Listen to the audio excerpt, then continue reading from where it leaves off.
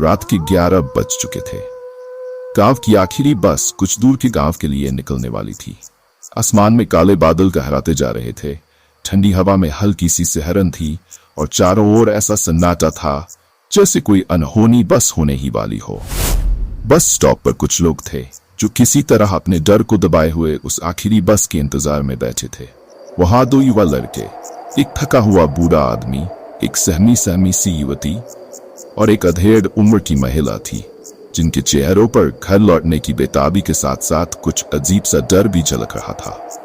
बस का ड्राइवर रामलाल, जो खुद गहरी नींद से जग कर आया था, ने चिटचिटाते हुए अपने आप को बस चलाने के लिए तैयार किया।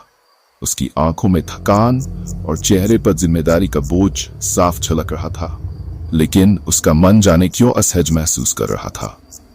जैसे ही उसने बस स्टार्ट करने की कोशिश की, एक बूढ़ा आदमी जो अचानक बस स्टॉप पर प्रकट हुआ था, धीमे कदमों से बस में चढ़ा। उसकी आंखों में एक अजीब सी चमक थी। उसके सफेद बाल और लंबी दाढ़ी ने उसे और भी रहस्यमय बना दिया था। बिना कुछ बोले वह सबसे पीछे की सीट पर जाकर बैठ गया।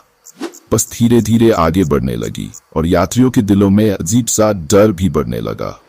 हर कोई एक दूसरे को देख रहा था, मानो अनजाने में किसी खतरे का आभास हो। रास्ते में सभी को महसूस हुआ कि बस के अंदर एक ठंडी सिहरन फैल रही है। उस ठंडक ने यात्रियों के रोंगटे खड़े कर दिए और उनमें अनजाने डर का एहसास भर दिया। रामलाल को भी महसूस हुआ कि कुछ अजीब है। उसे ऐसा लगा जैसे बस के चारों ओर कोई अदृश्य शक्ति मंडरा रही हो, जो उसे निगलने की कोशिश कर रही हो। उसने अपने मन को समझाने की कोशिश की, लेकिन वह बेचैन हो उठा और बस को जल्दी से रास्ते पर मोड़ दिया। लेकिन जैसे जैसे बस आगे बढ़ी, चीजें और भी भयानक होती गईं। अचानक बस के हेडलाइट्स टिमटिमाने लगे और चारों ओर घना कोहरा छा गया। अब बस किसी वीरान अनजाने रास्ते पर थी, जहां के हर दृश्य में रहस्य और भय घुला हुआ था। सूखे झुके हुए पेड़ जैसे हाथ फैलाए उन्हें रोकने का इशारा कर रहे थे। उन पेड़ों की परछाइयां ऐसी लग रही थीं जैसे किसी अंधेरे की गहराई से निकलकर उनका पीछा कर रही हो। तभी बस के अंदर एक गहरी डरावनी आवाज गूंजने लगी। सबसे पीछे बैठा बूढ़ा आदमी बुदबुदा रहा था। उसकी आवाज किसी मंत्र की तरह गहरी और सर्द थी। जैसे ही उसकी बुदबुदाहट तेज होती गई, बस के अंदर का माहौल और भी खौफनाक हो गया।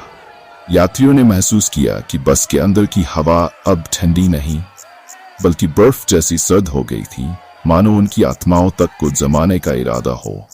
अचानक उस अधेड़ महिला ने डरते हुए कांपती आवाज में कहा, ड्राइवर साहब, ये हम कहाँ जा रहे हैं? ये रास्ता तो जाना पहचाना नहीं लग रहा। उसकी आवाज में इतनी घबराहट थी कि बाकी यात्रियों को भी और ज्यादा डर लगने लगा। रामलाल ने भी ध्यान से बाहर की ओर देखा, लेकिन उसे भी समझ नहीं आया कि वे किस अनजाने रास्ते पर थे। हर रोज उस रास्ते से गुजरने के बावजूद आज रास्ता कुछ अजनबी और भयानक सा लग रहा था। उसे यकीन नहीं हो रहा था कि वह सही रास्ते पर है। कुछ ही देर में सड़क के किनारे एक अजीब सा आदमी दिखा। उसका चेहरा काले और धूल से भरे कपड़ों से ढका हुआ था और वह इशारे से बस को रोकने का संकेत कर रहा था। लेकिन जैसे ही बस उसके पास आई, वह आदमी अचानक गायब हो गया। युवती ने कांपते हुए रामलाल से पूछा, वो आदमी कहाँ गया? उसकी आवाज में डर और बेचैनी घुली हुई थी, मानो उसने किसी डरावने साए को देखा हो। रामलाल खुद भी घबराया हुआ था और उसकी आवाज कांप रही थी। उसने बस को तेज चलाने की कोशिश की, लेकिन उसे महसूस हुआ कि अब बस उसकी पकड़ से बाहर हो रही थी। अब बस पूरी तरह से घने और भयानक जंगल में घुस चुकी थी। चारों तरफ से अजीब आवाजें आ रही थी, जैसे कोई झाड़ियों में चल रहा हो, सूखे पत्ते चमरा रहे हों और हवा में एक अजीब सी गंध घुल रही हो, मानो कुछ भयानक घटने वाला हो। तभी पीछे बैठे बूढ़े आदमी ने एक जोर की हंसी के साथ चिल्लाते हुए कहा, तुम सब मेरे साथ हो। अब इस बस से कोई बाहर नहीं निकलेगा। यह सफर तुम्हारी आखिरी यात्रा है। उसकी आवाज में इतनी भयंकरता थी कि सभी यात्री कांप उठे। ये सुनते ही हर किसी के चेहरों पर डर का रंग गहरा हो गया। फिर अचानक बस के चारों ओर अजीब साए उभरने लगे। वे साए अधजले चेहरों वाले थे। कुछ के शरीर केवल हड्डियां थे और कुछ के चेहरे पर गहरे घाव थे। उन सायों ने धीरे धीरे बस के अंदर घुसना शुरू कर दिया। और वे यात्रियों को घूरने लगे। हर यात्री का दिल तेजी से धड़क रहा था और वह अपनी सांसों को रोककर बैठे थे। तभी बस में एक जोर का झटका लगा और बस किसी खाई की ओर तेजी से बढ़ने लगी। रामलाल ने कई बार ब्रेक लगाए, लेकिन बस नहीं रुकी। अब यह बस उसके नहीं, बल्कि किसी अनजानी शक्ति के नियंत्रण में थी।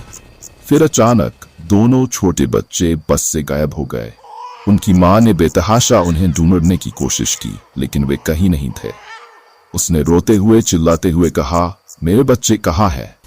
मुझे मेरे बच्चे चाहिए। उसकी चीखों में ऐसा दर्द था कि हर किसी का दिल बैठ गया, लेकिन उसकी आवाज किसी ने नहीं सुनी, मानो उसे अपने बच्चों से हमेशा के लिए अलग कर दिया गया हो। धीरे धीरे एक एक करके सभी यात्री गायब होने लगे। हर यात्री के जाते ही उसकी जगह एक डरावनी परछाई छोड़ जाती थी। अंत में बस में केवल रामलाल और वह बूढ़ा आदमी रह गए। बूढ़ा आदमी जोर से हंसा और बोला, ये बस अब तुम्हारी आत्मा का निवास है, यहां से कोई वापस नहीं जा सकता। उसकी हंसी ने रामलाल की रूह को हिला दिया।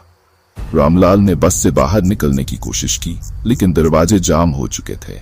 उसकी चीखें बस में गूंज रही थीं, लेकिन कोई सुनने वाला नहीं था। तभी बस के चारों ओर घना कोहरा छा गया और बस के इंजन ने हमेशा के लिए चुप्पी साध ली। सुबह के वक्त गांव के लोगों ने उस बस को सड़क के किनारे खड़ा पाया। बस के अंदर झांक कर देखा तो कोई नहीं था। बस की सीटों पर धूल की परत और खून के धब्बे थे और अंदर अजीब सी ठंडी हवा चल रही थी। आज भी उस बस की कहानियां गांव में सुनी जाती है। कहते हैं जो भी उस बस में चढ़ता है वह फिर कभी लौट कर नहीं आता। उस बस के सफर की ये कहानी उन लोगों के लिए एक डरावनी हकीकत बन चुकी है।